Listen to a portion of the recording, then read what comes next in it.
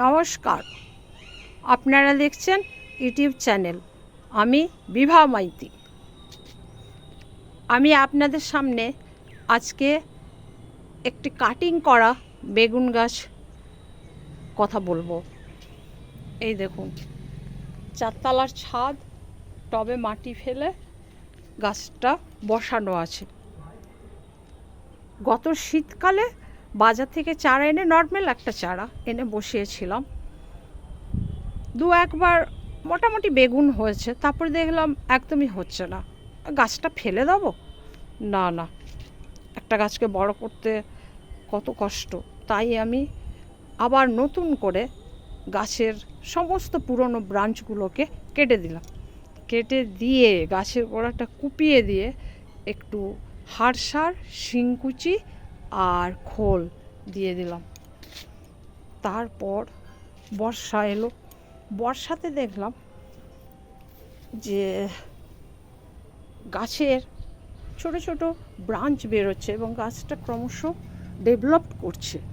তাই আমি ভাবলাম দেখি আর একবার চেষ্টা করি নতুন অভিজ্ঞতা দিয়ে, বলে একটু খোল টোল পচিয়ে দিলাম আর একটু ফাঙ্গিসাইড স্প্রে করলাম।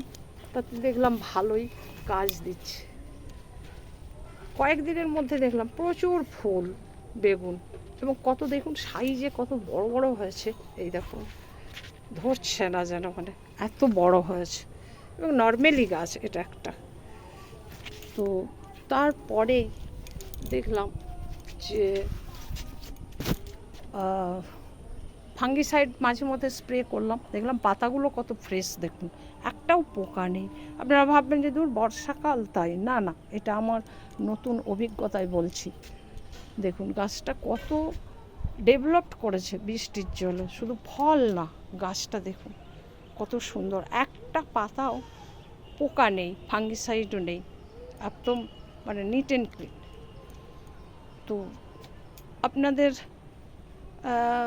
এটাই আমি বলতে চাই যে আপনারা নিজ হাতে একটা গাছ কাটিং করে এভাবে দেখুন, তাহলে বুঝতে পারবেন যে সত্যি করা যায়, বেগুন গাছ কাটিং করে ফল আনা যায়। আপনাদের অনেক ভালোবাসা পেয়েছি। এর আগে আমি অনেক ভিডিও দেখিয়েছি গাছের পরিচর্যা সম্পর্কে, গাছের গ্রোথ সম্পর্কে এসব। তাই আপনারা আমাকে সাবস্ক্রাইব করবেন। কেমন হয়েছে এই ভিডিওটা সাবস্ক্রাইব করে জানাবেন। থ্যাংক ইউ, নমস্কার, ধন্যবাদ।